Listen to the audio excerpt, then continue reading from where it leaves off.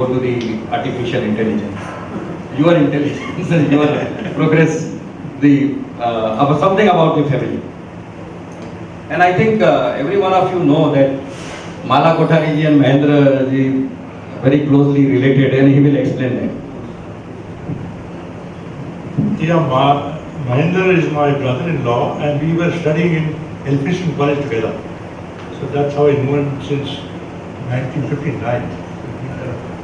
Long, long time. I was 6 years old. Anyway, see, the whole family, extended family, we were a joint family initially,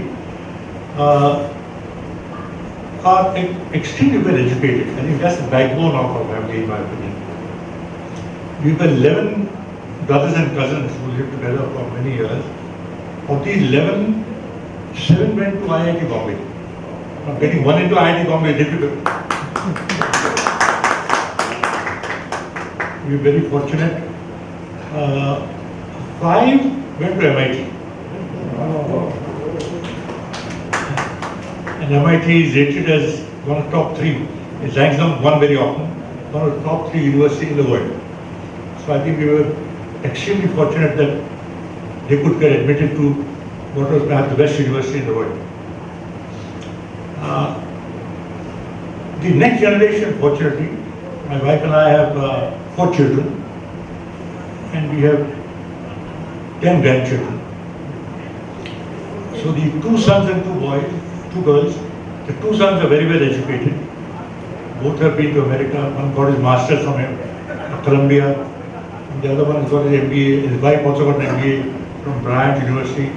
He's been on the board of Bryant for 10 years. And Rahul is also on the board of some universities.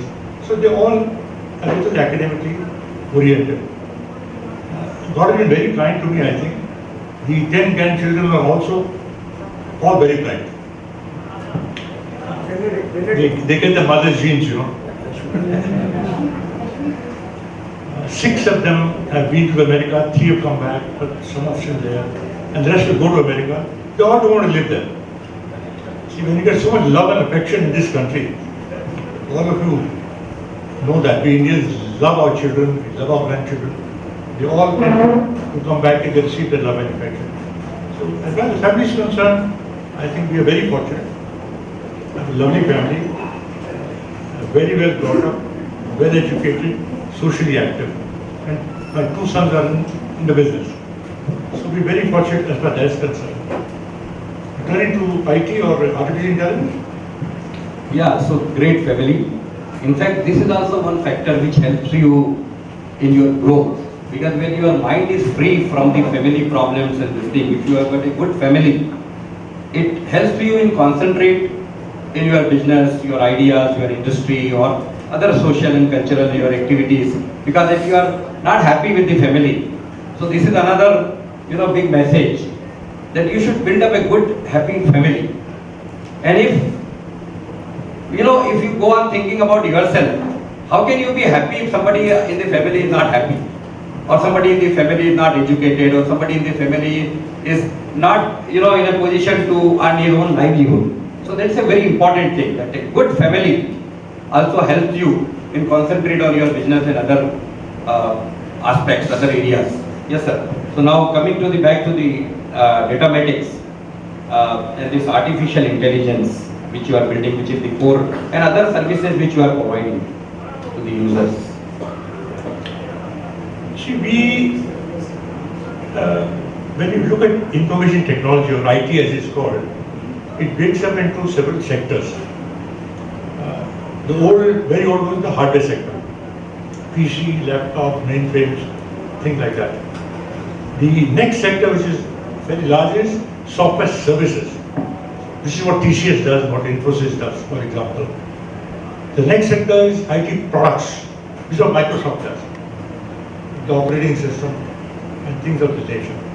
And last but not the least is what we call business process management, BPO, which to some extent also includes call center. But like back office accounting, for example, and things like that. Now India has not done very much on the hardware side, for whatever reason. On the other sector, we've also not done well on the product side.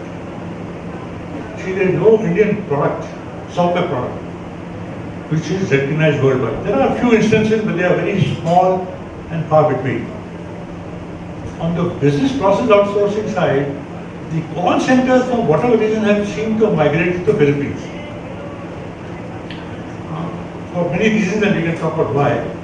The two sectors that have done well in India, which has given us more than 50% export market share worldwide. This is quite fantastic. And the revenues from India now are $200 billion, 8% of our GDP. So it's a remarkable phenomenon. Have done well is the software services and the back office processing. So these are two sectors that we are also in. We provide software services and we provide back office services. So that's what we do. So something about this artificial intelligence, some examples, for the people to understand. Like, when you dial something, automatically the spelling comes. Automatically the computer, your cell phone, smartphone only, it gets the idea that what actually you are trying to do.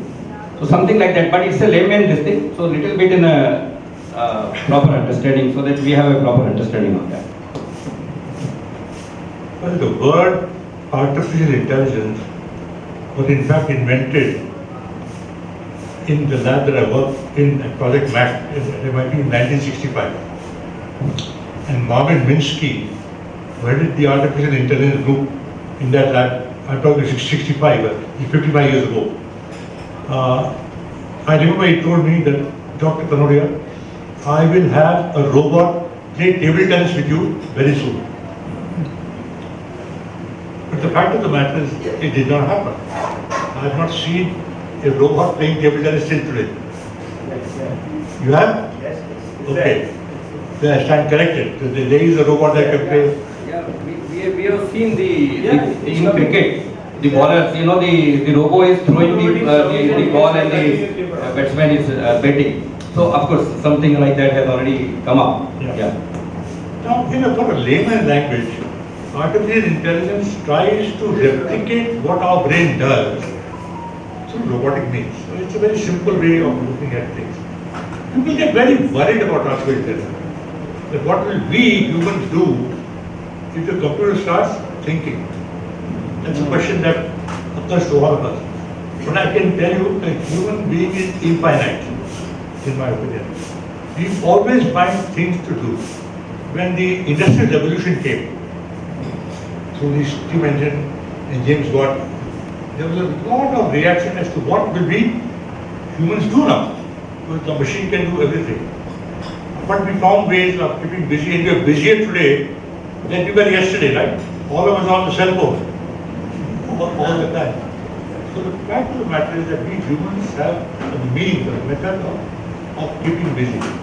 Quoting Friedman, who is a very famous author in America, human progress is all about doing more with less. I think it's a wonderful definition. How can we do more with less? Whether it's a company, whether it's our capital resources, whether manufacturing resources, whatever, however measured, if we can do more with less, we can progress. And that is something India has to learn. See, India is, in 1780, Ashok, India had 24-25% of the world GDP, which is what America is today, by the way. So what America is today, we were in 1780. Thanks to reasons which I'm sure all of you know, this fell down to 3% when we became independent. So now we have to find out method by which we can raise our production, by whatever means. And there are many ways to do that. The economists will talk more about it, can talk more about it. But the call of the hour, in my opinion, is to produce more with less. And artificial intelligence is one such step. It is a small step in my opinion. But there are many more things that we can do which can raise our production. Dr. Kanodia, nowadays, we all are reading in the newspapers also, and I as a financial market, capital market analyst, we just saw that the automobile industry has taken a big setback. The production is more than half Maruti, you see results and Eicher and many of the automobile companies. That is all because of only one chip. That chip, you call it semiconductor, is in short supply. And the chip is so important that unless those chips are put in the car, in the vehicle cannot come out. I mean, it's not complete. So will you a little bit dwell upon it?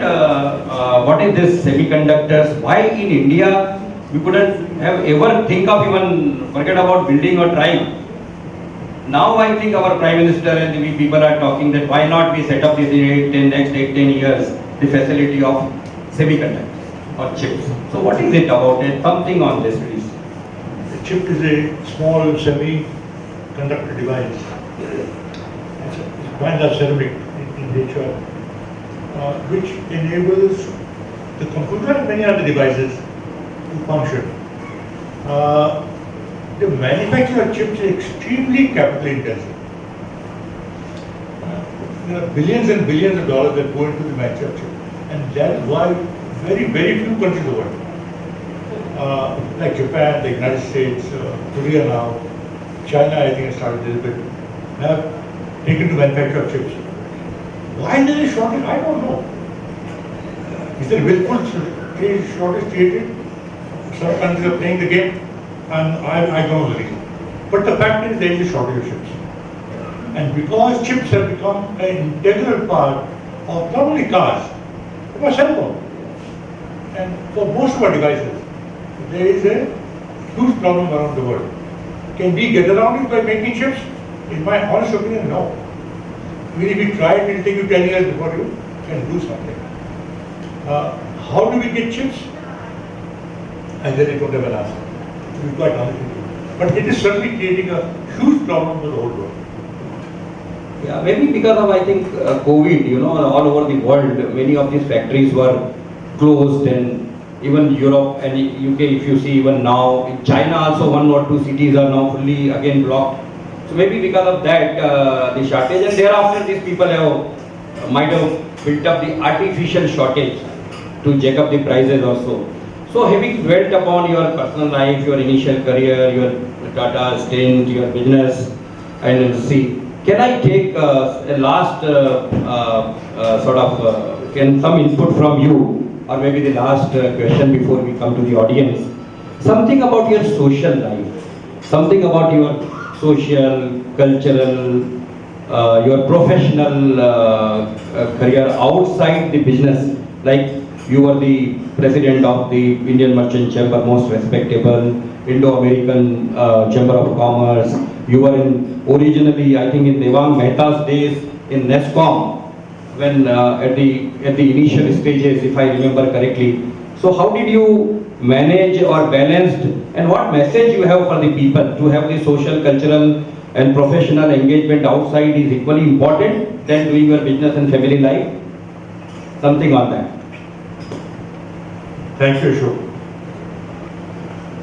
To be quite honest with you, I've been a workaholic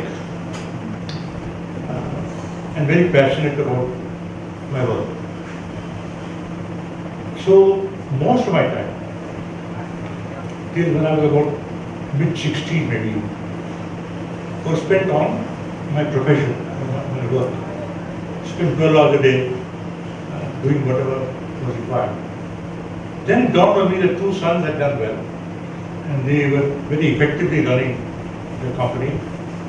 So my wife and I decided that we now need to do something else besides work. So that was the beginning of another journey. I became active in many associations which I had been avoiding at that time. Starting with IMC, I joined one of the committees, and then slowly rose up to become president in 17-18. I joined the Indo-American Chamber of Commerce, and again slowly rose up the ladder to head the chamber about 2 years earlier to my IMC term. I joined the executive board of MIT at their request, which made me travel worldwide. And now I am a member of the advisory council of Bombay University at the invitation of the Governor of Maharashtra, which is one step above the 800 odd colleges